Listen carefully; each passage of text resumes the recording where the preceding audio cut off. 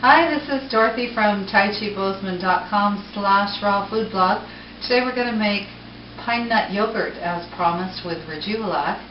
And you can make yogurt out of any seed or nut, particularly almonds and pine nuts, macadamia nuts, cashews, sunflower seeds, pumpkin seeds. They all make really good yogurts. So I'm going to make it out of pine nuts today. These are soaked pine nuts. I soaked them for a day. They've opened up a little bit. And that's how you know they're ready.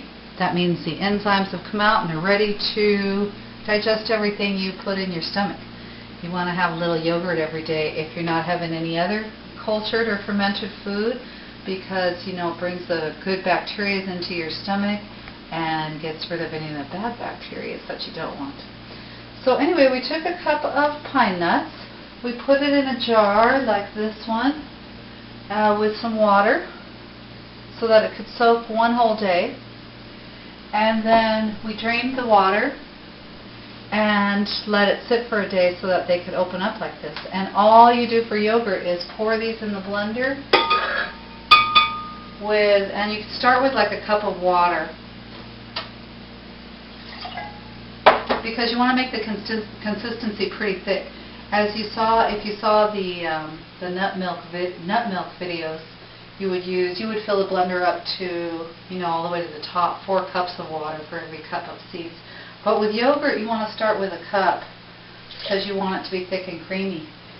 So we'll put in a cup or so and see what that looks like. I put in about 3/4 of a cup there. I'm going to blend it.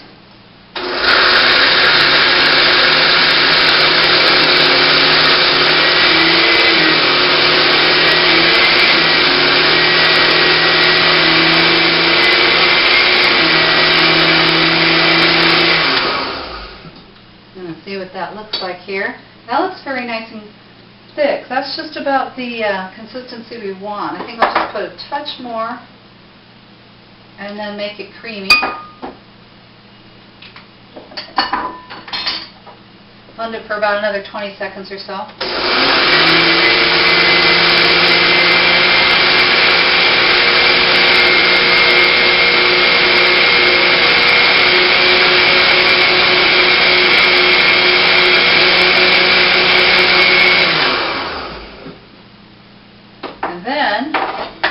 So I did use almost, I used 3/4 of a cup there for a cup of pine nuts. And then we'll pour it into something. And that's a nice thick creamy pine nut yogurt. And then what you do to make it into a yogurt is very simple.